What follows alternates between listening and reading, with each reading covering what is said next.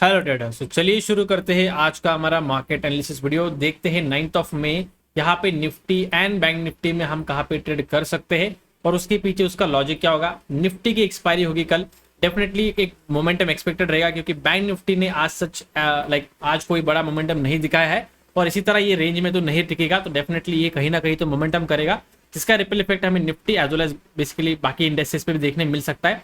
कल निफ्टी का एक्सपायरी होगा तो लोगों का फोकस वहां पे होगा, लोग तो देखेंगे कौन सा लेवल के ऊपर एक मोमेंटम आ सकता है और उसका लॉजिक क्या होगा। ठीक है, सबसे पहले शुरू करेंगे विद द बैंक निफ्टी। देखिए बैंक निफ्टी ने हमें कुछ एक्सपेक्टेशन हमने करके रखा था कि सर्टन चीजें हो जाएगी तो डेफिनेटली एक मोमेंटम आ सकता है। ये बेसिकली इस जोन में मार्केट था, तो अगर फ्लैट खुलने के बाद अगर 40,500 के ऊपर रहेगा तो एक बाइंग मोमेंटम आ सकता है, या फिर अगर मार्केट 48,000 के आसपास अगर गैप डाउन खुलेगा उस केस में हमें एक बाइंग मोमेंटम मार्केट में देखने मिल सकता है। तो गैप डाउन काफी छोटा खुला, एक बड़ा गैप डाउन का एक्सपेक्टेशन था, लेकिन गैप डाउन छोटा खुलने के कारण मे भी वो मोमेंटम नहीं आया। उसके बाद मार्केट ने मॉर्निंग में कंफ्यूज करने के बाद एक सेल ऑफ दिखाया और जिसके बाद वो कंटिन्यूशन में नहीं गया, मतलब ये सिर्फ एक ट्रैप मोमेंटम आप बोल सकते हो। उसके बाद मार्केट ने यहाँ पे कंप्लीटली होल्ड किया है, उसके कारण आप देख सकते हो यहाँ पे एक रिजेक्शन वाला बेसिकली आप ट्रेंड लाइन फॉर्मेशन हो चुका है। तो जैसे इस ट्रेंड लाइन का ब्रेकआउट होगा डेफिनेटली यहाँ पे बायर जोड़ेंगे, लेकिन हमारे लिए बाइंग तभी होगा जब मार्केट 48,200 के अपर साइड क्रॉस करेगा। अगर वो क्रॉस करता है तो 400 एंड 500 का ये जो जोन है यहाँ तक बैंक निफ्टी आराम से अपर साइड ट्रेवल कर सकता है। और उसके बाद सेकंड टारगेट जैसे हमने कल डिस्कस किया था 48,700 का हमारा सेकंड टारगेट रहेगा अगर बैंक निफ्टी यहाँ पे अपर साइड क्रॉस करता है। ऑलरेडी इसने रेंज बना के रखा है, तो डेफिनेटली ब्रेकआउट हो या फिर ब्रेकडाउन हो मार्केट कहीं ना कहीं तो मोमेंटम करेगा। तो कल यहाँ पे एक्सपेक्टेशन रहेगा कि 150 से 200 पॉइंट का रैली तो एटलीस्ट मार्केट ने यहाँ पे दे देना चाहिए।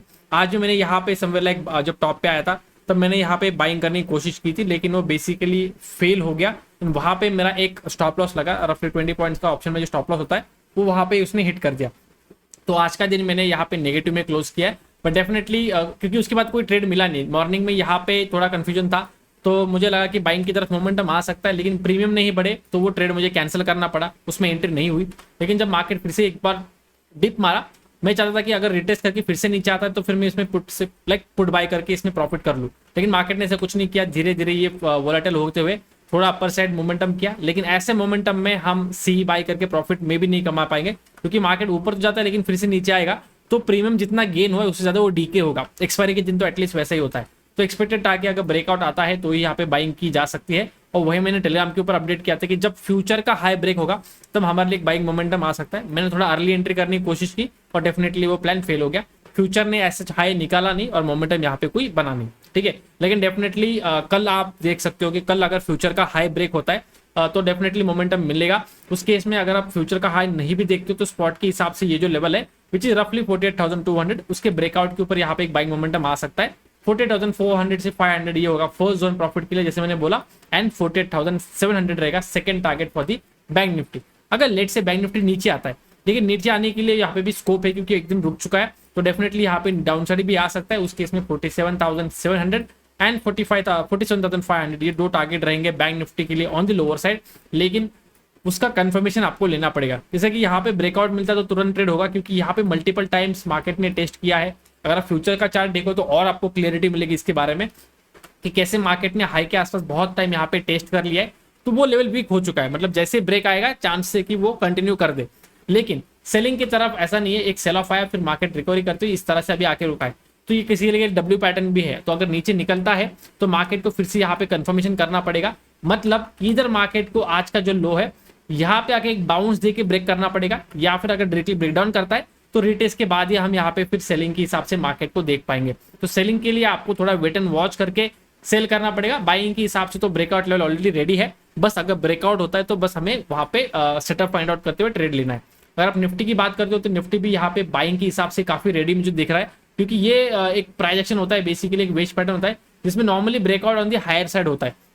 तो निफ्टी ने कुछ ऐसा ही किया है। और अगर आप स्मॉल प्राइजेक्शन देखो तो यहाँ तक तो सेलिंग चल रही थी, फिर मार्केट ने रिट्रेसमेंट किया है। अब वापस अगर डाउन साइड क्रॉस करेगा तो ये सेलिंग पैटर्न कंटिन्यू रहेगा, राइट। मतलब मार्केट लोअर लो लोअर हाई बना रहा है, लेकिन अगर मार्केट यहाँ से इस तरह से ऊपर जाता है तो फिर ये हो गया लो, ये हाई, ये लोअर हाई, और अब ये मार्केट नया हायर हाई बना सकता है। तो डेफिनेटली उस केस में यहाँ पे अच्छी खासी बाइंग मोमेंटम हमें देखने मिल सकती है। लेवल्स रहेगा 22,350, 50 से लेके 60 ये वाला जोन रहेगा। यहाँ पे ट्रेंड का ब्रेकआउट होगा, मे बी रिटेस्ट करके निकले या फिर डायरेक्टली निकले, मोमेंटम के ऊपर है, क्योंकि मॉर्निंग में मोमेंटम फास्ट होता है तो कभी कभी मार्केट रिटेस्ट करने के चक्कर में नहीं पड़ता है, मार्केट डायरेक्टली निकल जाता है। बैंक निफ्टी का अगर आप देखो बहुत टाइम स्पेंड किया है तो डेफिनेटली उसमें चांस है कि वो रिटेस्ट ना करे, क्योंकि जब भी मार्केट एक लेवल के आसपास बहुत टाइम स्पेंड करता है तब चांस कम होता है कि वो ब्रेकआउट के बाद रिटेस्ट करे। वो ब्रेकआउट करेगा, ऊपर के ऊपर रिटेस्ट करके निकल जाएगा। लेकिन अगर मार्केट ने ज्यादा टाइम स्पेंड नहीं किया तो मार्केट ब्रेकआउट करता है, फिर रिटेस्ट करेगा और फिर ऊपर जाएगा। ठीक है, तो उसके बेसिस पे आपको डिसाइड करना होता है कि मार्केट में आपको किस तरह ट्रेड मिल सकता है। और यहाँ पे देखते हो आप कंटिन्यूस फॉल हुआ है, उसी तरह यहाँ पे कंटिन्यूस बाइंग मोमेंटम भी मिल सकता है, क्योंकि रोकने वाला एसेट बीच में कोई नहीं रहेगा। तो 22,500 का हम अप्रोक्सीमेट टारगेट लेके चलेंगे, जो निफ्टी यहाँ पे हमें दिखा सकता है ऑन दी बाइंग साइड। अगर लेट से निफ्टी को भी डाउन साइड आना है तो हमें इस ट्रेंड लाइन को थोड़ा ओवर स्ट्रेच करना पड़ेगा, और उसके बेसिस पे हमें प्लान करना है कि किस तरह मतलब ट्रेड लिया जा सकता है।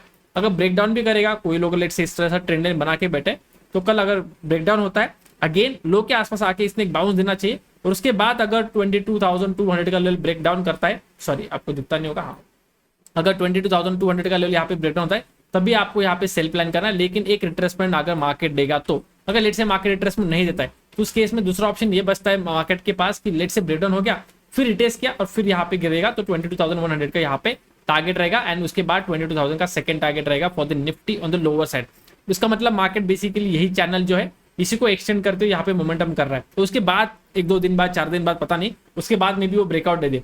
लेकिन अभी फिलहाल जिस एरिया पे मार्केट खड़ा है, अगर आप देखते हो यहाँ पे आपको दिख जाएगा, सॉरी, ये यहाँ पे गैप क्रिएट किया था, ऑलमोस्ट मार्केट ने ये गैप फिल कर चुका है। अब गैप फिल करने के बाद इसका काम बचता है कि चलो अब यहाँ पे ऊपर मोमेंटम कर सकता है, क्योंकि नॉर्मली मार्केट्स में जो गैप होते हैं वो मार्केट गैप फिल करने आता है, वो गैप फिल हो चुका है, तो chances very high support zone के आसपास बैंक निफ्टी भी है, निफ्टी भी है, तो यहाँ से बाउंस कर देना चाहिए। अगर यहाँ से बाउंस नहीं करता तो 22,000 यहाँ पे आराम से निफ्टी हमें दिखा ट्रेड करते हुए दिख जाएगा। ठीक है, आज के लिए बस इतना ही, मिलते हैं नेक्स्ट वीडियो में।